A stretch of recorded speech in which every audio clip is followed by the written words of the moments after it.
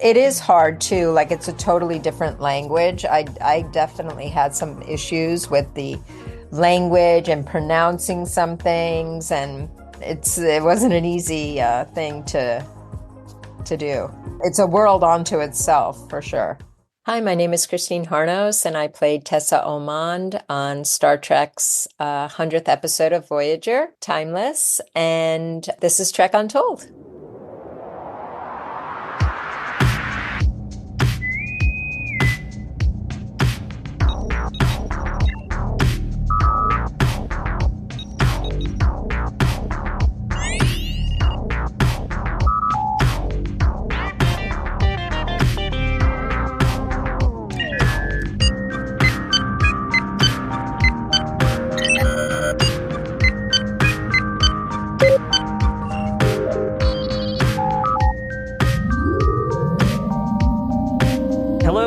Back to Trek Untold, the Star Trek podcast that goes beyond the stars. I am your host, Matthew Kaplowitz, and this week we're chatting with a performer who hasn't done a ton of podcast interviews, and she had a very fascinating and fun time on Star Trek Voyager. Today we're chatting with Christine Harnos, who you might remember from the 5th season of that series in the episode Timeless, where she played a character named Tessa. And for those who don't remember, this was a Harry Kim-centric episode where there's a bit of a time jump. And obviously, if you guys want to check it out, you know the places to find it. But her character is the future girlfriend of Chakotay. And it's an odd role at first, especially when you think about how this episode is playing out. But it's actually a pretty fun one to watch. And I will also say, if you haven't seen Timeless in quite some time, it's worth watching just to see the interactions between Seven of Nine and the EMH. Because, FYI, the Borg really can't hold their synthahol. Tessa's time in Hollywood wasn't super long compared to a lot of other guests on this podcast, but she did do some things you certainly have seen her in, including Dazed and Confused, one of the Hellraiser films, and also a few more obscure things out there, which we'll talk about one or two of those today. But I think a lot of folks might recognize Christine from her time on ER, and we're going to talk a little bit about that. And yeah, she's got some cool stories to share about that. But really, once she left Hollywood, she started to go into a more philanthropic area, and these days she's in more of an entrepreneurial kind of world. So really, she's gone from the stars back to the Earth, doing some really, really cool things in between. So stick around. We got a real interesting one today with Christine Harnos. We're talking Voyager, we're talking Dazed and Confused, we're talking cold dog soup, whatever that is, and a whole bunch of other things. But before we start our chat with this week's guest, I want to remind you to please follow Trek Untold on social media, including Twitter, Facebook, Instagram, and TikTok. You can find this show on all of those platforms simply by searching for Trek Untold. Make sure you subscribe to this show, whether that's on the audio platform of your choosing or on YouTube, where the video version of this show lives. And speaking of, make sure to check out our YouTube channel more frequently for episodes of our new mini show, Tales from Trek Untold, as well as other sci-fi goodies. And of course, don't forget to leave ratings, reviews, comments, and whatever you can do no matter what platform you're on to enjoy this podcast and show others that you're digging it too. If you want to support this show financially, please consider becoming a Patreon member at patreon.com/trekuntold. Now, without further ado, let's go ahead and beam in this week's guest. Computer, access interview file. And joining me now on the other side of the screen, you could say that her portrayal of a certain character in Star Trek was timeless, but we'll get to that a little bit later on. Joining me today, Christine Harnos. Welcome to Trek Untold. Thank you, Matt. It's really cool for me to be here. Yeah, very excited to talk to you because your episode of Voyager, we were just talking off screen about this. It's a really, really great episode, and I can't wait to get into that. It's one of those like hidden gems in the 5th season. But I want to cover some other things before we get to that point too, because you have a lot of other really cool, fun stuff in your career, and a few of those things have some Star Trek connections. So, okay, cool. I want to hear about them too. Yeah. So, Christine, I'd like to ask you the first question I ask all my guests on this show. And what's your earliest memory of Star Trek? Like, were you a fan of the series growing up at all? Not really. I wasn't a Trekkie, but of course, everybody knew Spock and everybody knew Captain Kirk. So I was aware. If it came on, I wouldn't turn that channel. I would have watched it. Yeah, for sure. That and Lost in Space. Yeah, I've only just started seeing some Lost in Space because I think like MeTV shows it, and I'm just like, wow, it's actually a lot of fun. It's Yeah, I was really into that show. I was really into that one. Well, let's kind of keep going in this childhood direction of Christine's life for a second here. I'd like to get some background info on you. So Hmm. can you tell us where you grew up, who your parents were, and what they did, and what little Christine wanted to be when she grew up? So I was born in Brooklyn, Cobble Hill, and then my parents moved out to Long Island, which a lot of people do. Um, and I grew up in an area called Centerport, which is kind of like it's just like a small fishing village surrounded by other small fishing villages. It's basically the suburbs with Yeah. lots of beaches. Let's see, my parents were, my mom was pretty much a stay-at-home mom, but she did part-time work and like worked at a doctor's office. And my dad worked for Verizon. He was a telephone man and he commuted. And yeah, it was just a pretty simple but really nice place to grow up. And, as I get older, I realize even more so how cool it was, being on the beach every day during the summer and everything it's a pretty nice place to grow up. And that's the Long Island lifestyle, though, right? You get to have that nice fresh air year round. Yeah. Yeah. Now, did you know that you always wanted to be an actress growing up, or was there something else in mind? No, I don't have that awareness that I did, but I have like memorabilia from like sixth grade. And in my little sixth grade, what is the autograph book? Did Oh, you the guys have yearbooks? those? It wasn't really a yearbook until high school, but Mm. in sixth grade, they had these little autograph books that were really sweet. Maybe they didn't have them. You're a lot younger than I am, I'm sure. But then they had you fill out things like whatever, favorite color, flower, what do you want to be? And I put actress. So I was aware, but I don't remember that. But that's funny. That is, so you always knew just somehow deep inside you that you wanted to go in that direction. Yeah. I mean, did you do like a lot of school plays? You were a theater kid? Nope. I Really? wasn't. No, not So at you wanted to all. be an actress, but had no interest in doing that side of the world. No, All right, no. so then Didn't how do we start take till that journey after I then? was out of school. I didn't go to college. I went right into acting, modeling and acting after high school. I Okay, went so back to college in my 30s. Yeah. okay, interesting. So like, were you still in Long Island when you were doing the acting modeling, or did you move out to LA? Uh, Initially, yeah, I was on Long Island until I graduated high school, and then I went to Japan right after high school for modeling. And as soon as I could, I moved into the city, you know, because I wanted to kind of get out of, I wanted to grow up, basically. And I was able to. So I moved into Manhattan and I lived there for a couple of years. And then everybody told me, gosh, if you really want to act, you really need to be in LA, which I don't know if that's so true, but I believed it and I went to LA. I wish I didn't really. Not that I didn't like LA. I had a great life there, whatever. It's nice, but I missed New York tremendously. I really, was always nostalgic for New York, especially the beaches, because their beaches are very different from ours. I mean, I love California. Would I ever want to live there? I don't know. But yeah, I kind of feel the same way. It's like I like going out there. The people are nice. The food is great. Temperature's awesome. There's no like Yeah. random blizzards in the winter. But I get what you mean. Yeah, you kind of like miss that New York vibe. Yep, totally. I remember feeling it because I just got back to New York probably now 4 years ago or 3 years ago, and I remember being on the fast train from JFK to Jamaica to get the train out to Long Island. It was so diverse, it's just like everybody was together on this subway getting along. And that is and then that's not always the case. Obviously, there's crime and all of that, but there is something about all different ages, all different ethnicities, all different financial situations. Everybody's there on the subway together. They're all New Yorkers. And I was like, oh, this is what it is. New That Yorkers kind of think of themselves even separate from Americans, really. I mean, it's kind of like the democracy of the subway. That's a good way to put it. I've heard my uncle used to describe it that way. Where, yeah, I've had that similar feeling. I went to school upstate New York, and I Uh-huh. came back, and it's like just again completely different world. I'm like, man, I miss this. I miss being on this smelly ass bus. This is great. Yeah, exactly. So let's talk a little bit about LA here, because again, you're coming from New York, now you're in this new place. You just came from Japan too. Talk about culture shock, but you're here in LA. You're trying to book some work.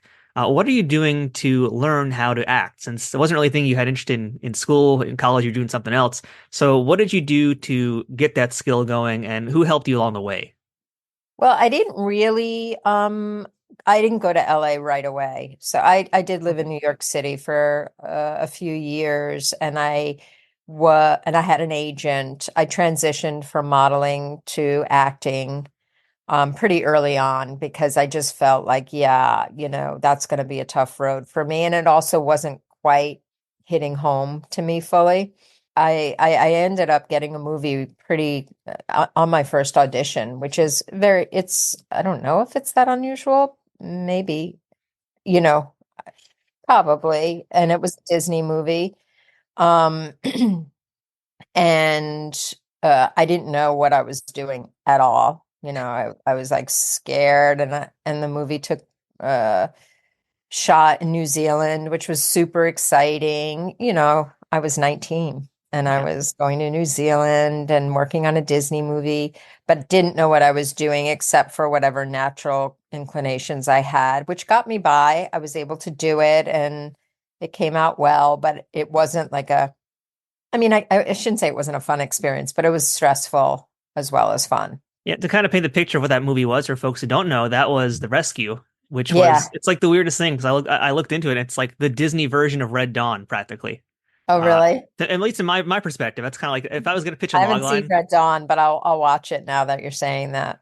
it's really weird because it's like Disney's doing a movie about kids rescuing a bunch of Navy SEALs, Yeah. and it's got a pretty great cast too. I mean, aside from yourself in there, you've got like Kevin Dillon, you got Timothy Carhart, and we have our first Star Trek connection in your career, which is James Cromwell.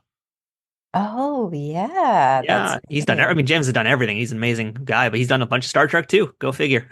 Yep, that's right. So, I mean, what do you remember about The Very Rescue though? cool. Because this is like a hectic movie though. I mean, you're in New Zealand, you just said, but this is basically like Christine Harnos' first gig, and now she's in like war, doing war scenes and stuff, like running around shooting guns and stuff. I mean, can you tell us a bit more about that? Because it's such a weird Disney movie to be a part of. Yeah. Yeah. I mean, I think everybody was so sweet, kind, and I was the only girl in the cast. They got an acting coach, but really, I think what they got is for me to have like a friend, a female kind of. But all the guys were really cool too. And like I said, I was pretty stressed about the whole thing because hadn't ever done it at all. And but everybody was super kind, and we had a great producer. Laura Ziskin produced it, and Ferdy Fairfax was the director, and he was super cool and, you know, made sure I was always okay. We shot in Queenstown and we shot in what's the big city? Auckland. So, and when we were in Queenstown, it was so beautiful because we were basically in, really open spaces. And there, I'm sure New Zealand still is pretty untouched. Yeah. Probably not as untouched as it was back in the 80s, but still amazing. Like you're driving and you just see, fields of sheep, and I had steak every night. I couldn't help myself, because the meat is so good and fresh. I think I gained like 15 pounds while I was there because I just kept having like steak béarnaise every night.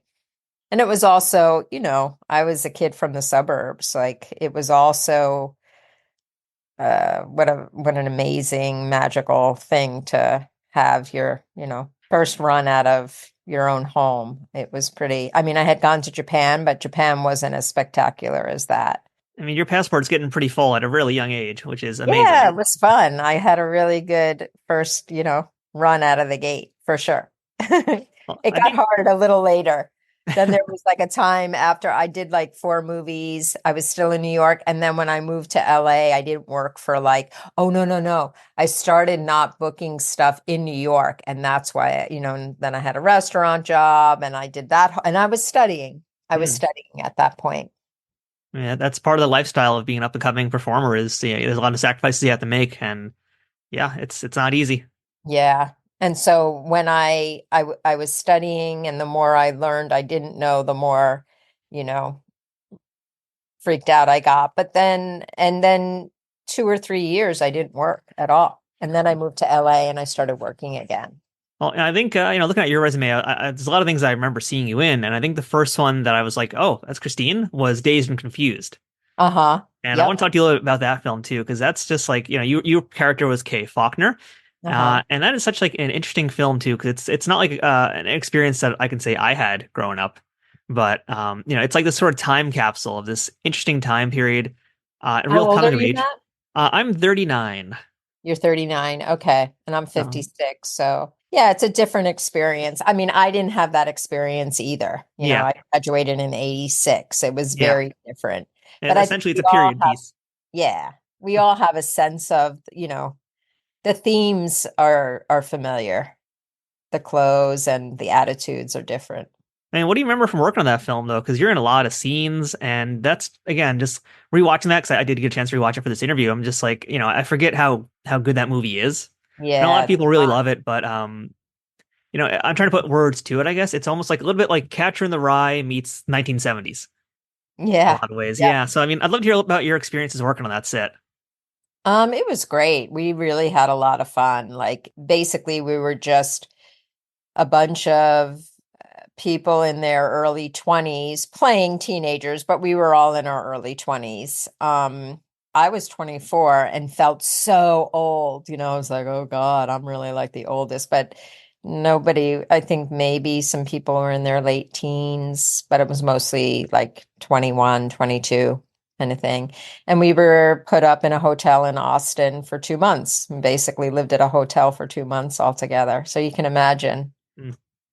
the what ensued. It was like a moving party most days and nights when we weren't working, and even when we were working. It sounds Yeah. like it, 'cause I mean, you're basically living the movie in real time. Yeah, yeah, our version of the movie in real life. And I think Rick was hip to that, obviously, and he's a good director. It wasn't everything was by design. I mean, there's a lot of scenes in that film that were cut too, and one of them has you and Yeah. your character and Jody, and you guys are like talking on a teenager's grave at one point. What can you tell us about some of the things that didn't make it to the final cut, and some of the things if you can remember, like some of the things that you did that were not included? Yeah, I don't remember that scene, but I remember the one on the water tower that got cut. And I think it was just, in the end, he just pick and chose what he felt was best that told the story he wanted to tell in the end. And there was a lot of improving that happened, and Parker and Joey really had some good stuff that they had improved. And so then like stuff with Michelle and I got bumped, and I don't even know if it was one or the other. At the time it felt that way, right? Mm. Because you're all there together. In retrospect, it's probably not so direct. It is like whatever works is what ends up in it. But it was fun. Michelle and I became close. Dina and I became close. I was dating Jason London, who was Pink at the time. So, and there were a lot of love things going on. I'm We were sure there young, were. and everybody was really pretty sweet and kind and good to each other. Well, I want to ask you now about a major recurring role that you had also. And granted, this is not a show that I watched growing up, but I know this is a very, very popular show, and you were a part of ER for quite some time. Your Yeah. character was Jennifer Yeah. Greene slash later on Jennifer Simon, the wife of Anthony Edwards' character. Again, I don't know much about the show. I wish I could ask you some better questions about this, but what I do want to ask is just, being a part of a show like that for as long as you were, what did you learn? What did you take away from your time on that set? That was like one of the first times I had really worked in TV. And so that's really different because you don't have as much time. And you're yeah, so you get like one or two takes as opposed to like five takes. I used to beg and they'd be like, Chrissy, this isn't a movie. And I'm like, come on, just do one more. But it was a great set. And Anthony Edwards was, when the whole Me Too movement thing came out, not to say I didn't have bad experiences in my life and career. Thank goodness none as heavy as the ones that were talked about, but it made me really grateful for ER too, because everybody was so professional, so supportive, and because I had a lot of love scenes in that show Yeah. too. There were a lot of times Anthony Edwards and I were not, hardly clothed and having to do, because it was right on the heels of when actually Sherry Stringfield did a semi-nude scene in a shower on NYPD Blue. I remember that. And like back then, this was risque. Nowadays, they'd be like, oh my God, that's like nothing. But then it was risque. And then what Anthony Edwards and I were doing on ER was also kind of, definitely they were exploring all that stuff. So, and it was easy, it didn't ever feel weird or hard, or because everybody was they were all grown-ups. And this is long before the word intimacy coordinator was even a thought in anybody's head behind the scenes. But yeah, I mean, love making scenes, 80s, 90s. Sometimes they hit, sometimes they're a little creepy. I don't know. That's my thought on it. Yeah, I still have a hard time, even as an actor, knowing, and maybe it's because I've been an actor. Like when I see stuff on TV, sometimes I'm like, oh, it's like Yeah, it can get cringeworthy. cringy. Hey everybody, we'll get right back to the interview in 1 second, but I wanted to remind you all to check out Trek Untold over at Patreon.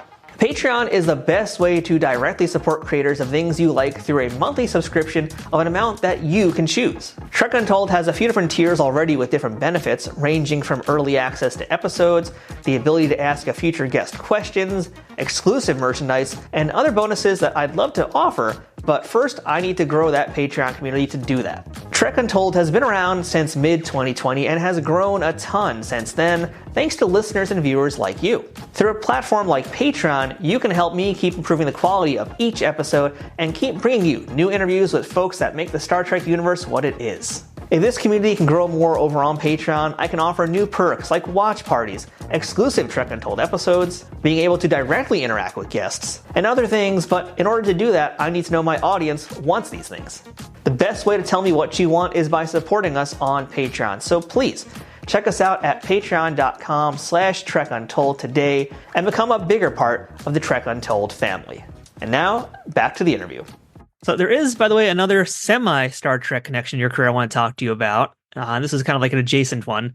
So you did a film in 1990 called Cold Dog Soup. And it's kind of like this surreal comedy film. It's got Randy Quaid in it. His son, now Jack, is in Lower Decks. But yeah, it's such a... really? I didn't know that. So another Star Trek connection for you right there. But I would really like to hear about this because this just, again, feels like one of those like really awesome little pieces of like end of the 80s, early 90s. It's like one of those, I don't want to quite say John Landis style comedy movies, but it kind of is in that vein, but a little bit more surreal, right? Uh-huh. Yeah. Yeah, it was a cool little film, and it was well, as I got older, I realized how cool it was that I had been in a film that George Harrison produced. That That's too. what really held a lot of. I was like, ooh, handmade films with George Harrison. That's so cool. What ended up happening, I think actually as far as I know, and it could be something different, the accountants who were married, I can actually see their faces, supposedly were like embezzling money from the film. And it never saw the light of day. I'm not exactly sure what happened or why that happened, but then it kind of got a second life later on. But at the time, it didn't come out when it was supposed to. So there's like this whole other drama we never heard about behind the scenes. Yeah, and I wasn't aware of on the set, but then afterwards, we caught wind of like what was happening. I mean, did that mar the experience for you at all? Because I mean, it seems like it was still a pretty fun, interesting set to be on. Yeah, it was. And we shot it in LA, and Sherry was great to work with. And yeah, Frank Whaley was cool to work with. So it was a good experience. Well, I got one last weird thing I want to throw away before we get into our Trek discussion here, because this was to me like one of the most unique things on your resume, and that's Cool and the Crazy. And that was Ralph Bakshi's first live action film. And for those who don't know who Ralph Bakshi is, he's an animator whose work is often centered around a whole lot of controversy. But he's also done some really interesting films that are worth seeing and really still discussing today for many reasons, whether they are, still controversial or not. Most of them, they are. I could talk a lot about Ralph Bakshi because he's a really fascinating kind of person, but I would love to hear what it was like to work with him, being directed by this person, and also working with like this amazing cast you had, because you had Jared Leto and Alicia Silverstone in this film too. Mhm. That's to me, that's just like, man, I don't even have words for that. Ralph Bakshi, Alicia Silverstone, Jared Leto, you're there. Talk to me about getting this film done. Um, let's see. Oh gosh, I had a love scene with Jared Leto in that movie. Do That's what tell. comes, that's what comes to mind first. And I had never done I'm actually topless in that movie.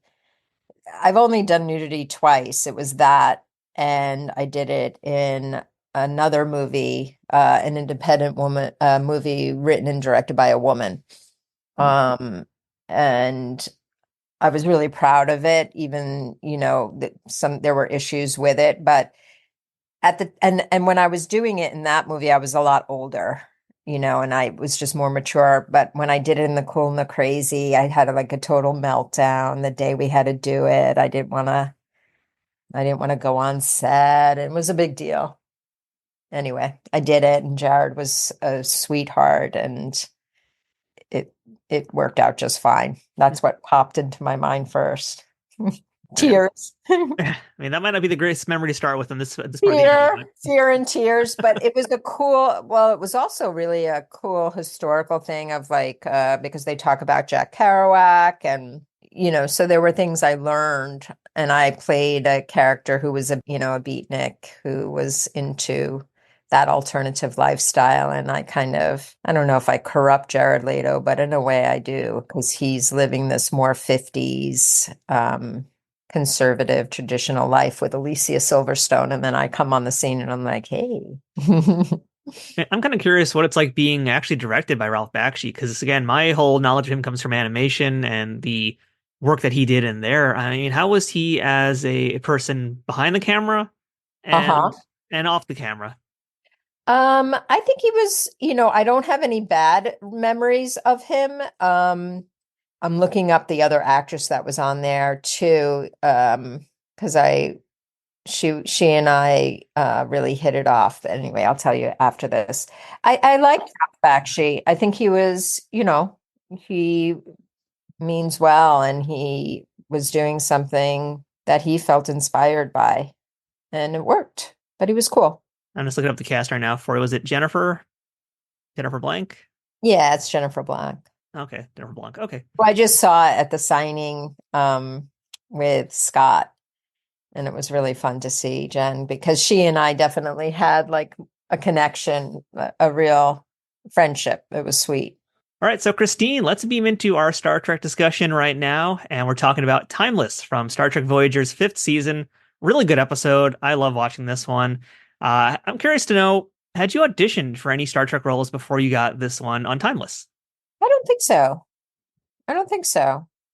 And I don't know how I was offered this. I didn't audition for it. I was offered it, so they must have just seen something, and maybe it was ER. Maybe it was ER. Hmm. ER getting you some extra gigs here, Yeah. and it's a great episode too. For the most part, you're working here with Garrett Wang, with Robert Picardo, and Robert Beltran. And I'd love to know what it was like working with those guys. Well, I had known Robert from another movie, and so we were friends. So that was cool. Which And movie was that?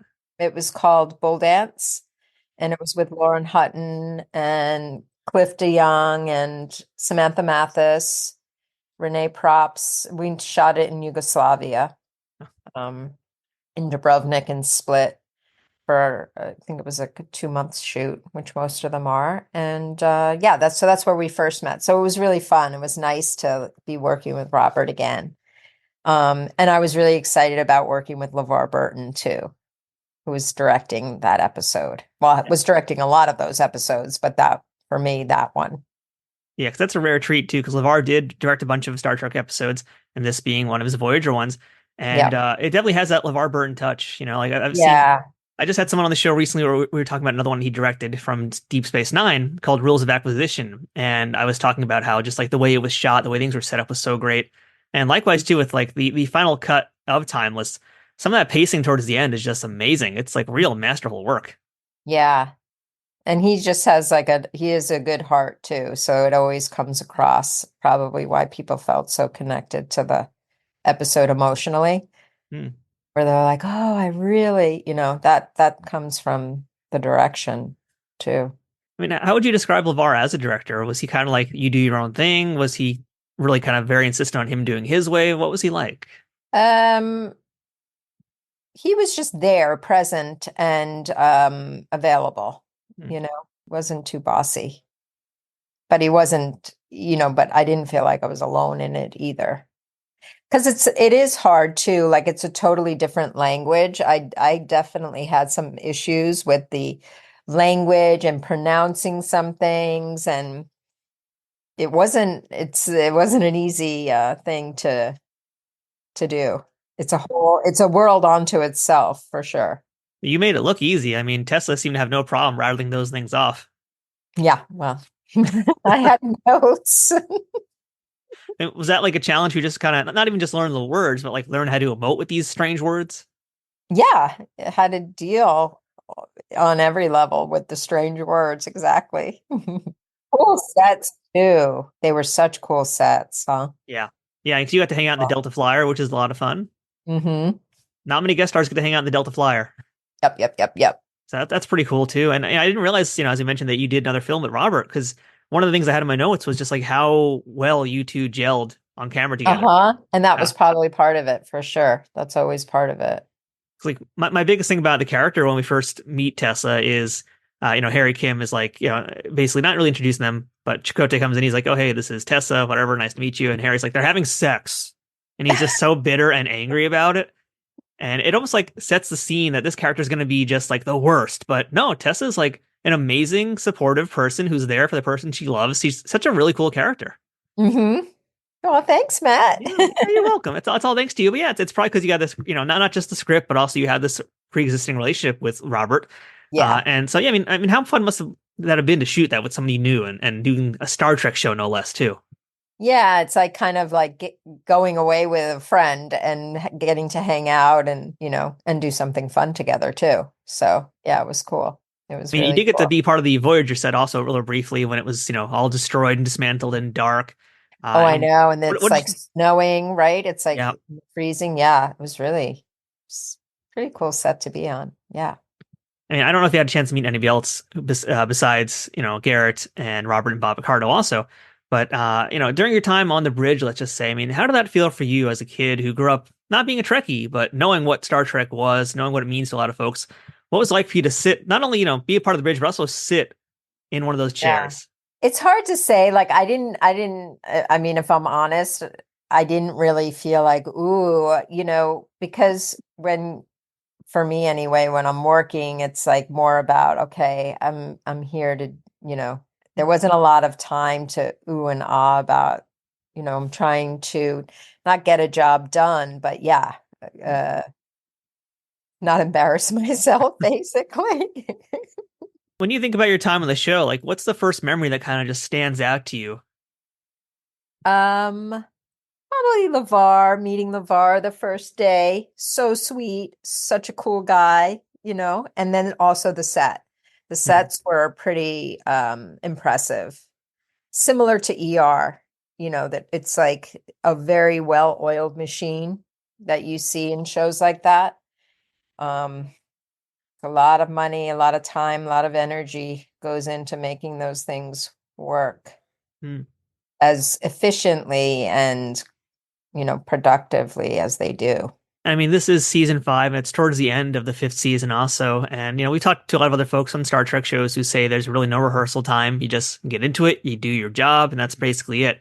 Was it the same kind of experience for you, or do you have any time to like really get to work on this show, get to really work on the character a little bit more? I probably did. I probably forced that issue with LeVar and Robert, we probably did. Whatever little moments we had. And we did that on ER too. It's not, TV isn't so, soulless or, mechanical. People do believe in, what they're doing and they want the best outcome. It's just there's so much money being spent and time is of the essence. So, but there's always time for, to make sure things come, go well. I'm curious to know too, did you watch the episode when it first aired? Are you someone that watches yourself and the things you've done? It depends. And it gets easier to watch as you get further away from it, you Hmm. know? Was Voyager something that you Sure, I recall? did. Yeah. Yeah, I'm sure I did And if you don't mind, when's the last time you've actually watched your performance in that? a long time ago, but Yeah. I will now. I will now for sure. I mean, it's a great episode. It's definitely worth rewatching. I'm going to. I Highly definitely, recommend it. especially if I'm going to do like go to a convention and stuff, just so I can participate more and hear what, if people are expressing what they felt, that I can also Hmm. chime in.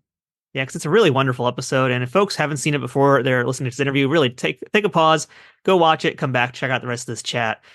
But I do want to kind of go beyond Voyager right now, also, because you can correct me if I'm wrong, Christine. But it kind of looks like you left acting in around like early 2000s, right? So I was curious to know like what kind of led to that decision, and what did you decide to do with yourself after that point? Um, so yeah, I just felt like I had from, graduating high school, that was my main focus. And so I did it for about 15 years. And I just felt like I wanted to explore other things in my life, And I went back to school and I went to Mills College, which is in Oakland, and I studied child development and then started a nonprofit with my partner at the time called Circus Remedy. And we bring top circus performers from around the world to orphanages and refugee camps and war zones. So I did that for many years. And I think I just needed to have a life, that wasn't about just auditioning and it was really hard too because that was the only way I had ever been able made money. Like I didn't have another, you know, I didn't have any backup plan. Hmm. So that was, but I had the support at the time to I had a really supportive partner who said, yeah, you want to take a break, go for it, go and study. And I think I wanted to also prove to myself that I could go to school and could get good grades because it's like, yeah, I was wanting to explore other parts of myself. According to, I think it was the Circus Remedy website, I think you guys went on hiatus during the pandemic. Are you guys Yeah. back in action, or are there plans to come back?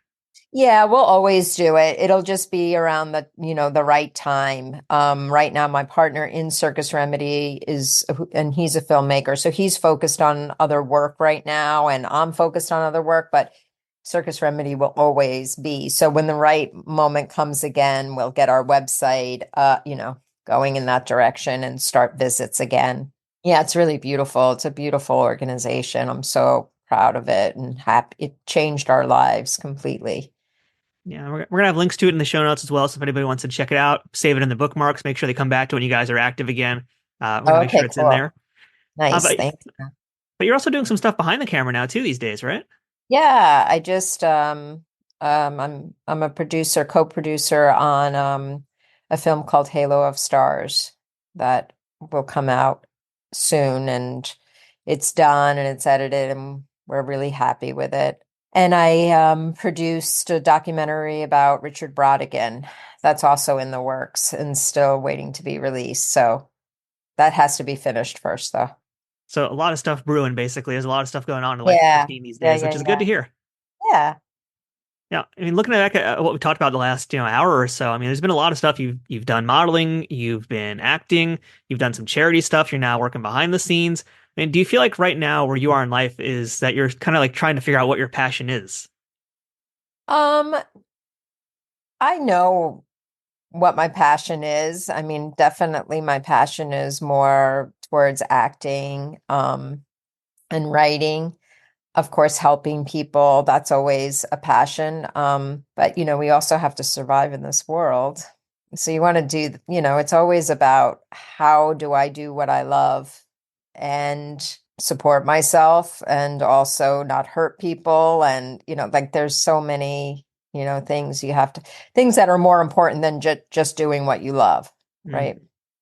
I mean, I could just do that, but it might be at the expense of other things. So I'm open to all of the things that I've done and will continue to do. And I think that that's common these days. I don't think, I think people are more flexible. I don't know if it's about because we're being forced to be flexible and Mm. figure out ways to create lives that are sustainable, but also enjoyable. And that's a pretty big trick, Yeah. especially as an American. Yeah, I can definitely feel you about those struggles these days. I'm living them too right now. Yeah, I think most people are. All right, so Christine, as we come to a close here, I want to hit you with the Trek Untold signature lightning round that everybody loves to hate and hates to love. I want to ask you a few quick things here, and starting with what was the best day you ever had on a job, and what was the worst day? Oh, jeez. God. Okay. Actually, I can tell you the worst day first. That one pops into my head first. It was on cold dog soup. And it was super late at night, and we were doing a scene outside. It was a night shoot, and Alan Metter, the director, was being mean to me, like just like not being supportive in any way. I can't remember what it was. And I wasn't getting it and going over and over. And he must have said something, and I can't remember what it was, but it just totally shut me down. And I left and didn't come back. Oh, that's pretty damn Anyway, bad. anyway, they had to like it then turned into okay, like he had to like he had to apologize. And I think I turned 21 on that movie. I was Wow. pretty sensitive. That was the Understandably so. worst day. Let's see, best day. Probably one of the best days would probably be something if I, did a scene and I felt really good about it, which there were ones on, in ER that I really probably felt great about, or nothing comes to mind like this was the best day.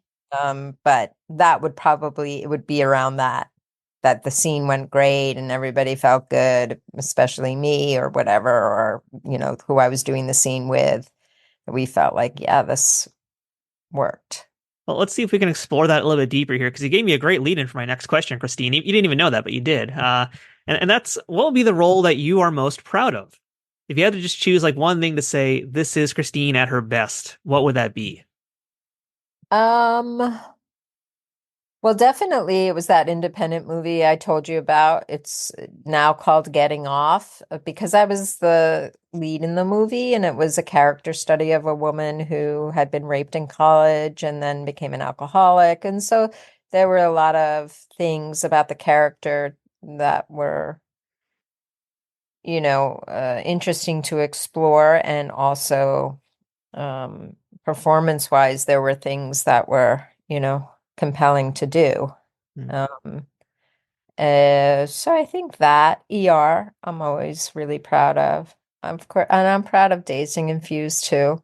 I Hmm. think, just because it was such an amazing time, and I did love my character on that in that. I mean, that's a great lineup of work, so good answer. Uh, Yeah. how about something that you know today that you wish you knew when you were younger? Um, that I'm cooler than I thought. Well, just like I think as a young person, I was so unsure of myself. I wish I had just been enjoyed, just being alive and, having a life, doing the things with half the fear and half the concern about it, that I wasn't doing it right, or I wasn't, I use the word cool, but that kind of is the umbrella for so many things, of not being enough of whatever I felt at the time was important. Everybody kind of feels that way. And, it's probably not everybody. I mean, maybe A lot of some people people definitely have do. yeah, maybe some people have had perfect childhoods, but I'd like to meet those people. exactly. Yeah, so just like that feeling of like, hey, it's not going to feel this way tomorrow, and not taking everything so to heart. Hmm. I think we all do that as younger people. Yeah, Yeah, we're so delicate at the fragile, really.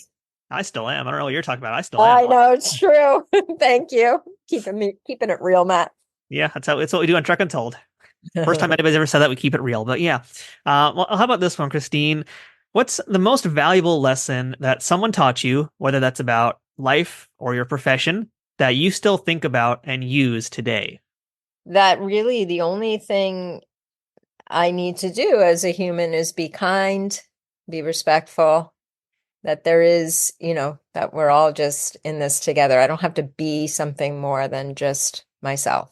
And if anybody is, expecting more than that, then it's probably not a good fit, friendship wise, romantic wise, or anything, right?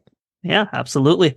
Yeah. Last thing for today, Christine. What's the best thing about being a part of the Star Trek universe? Oh, like things like this still happens. It's so cool. At the time, I didn't think, I just thought, oh, this is cool. Star Trek is great. And, I'm going to make some money and get to work, blah, blah, blah. But, you don't think like, oh my God, like 30 years later, it's still going to be impacting my life in a good way. That's so cool. That's really cool. And Christine, thank you so much for chatting with us today. Little girl from Long Island goes to Japan, goes to LA, goes to all over the world, gets to perform, living her dreams. That's such a cool story to have.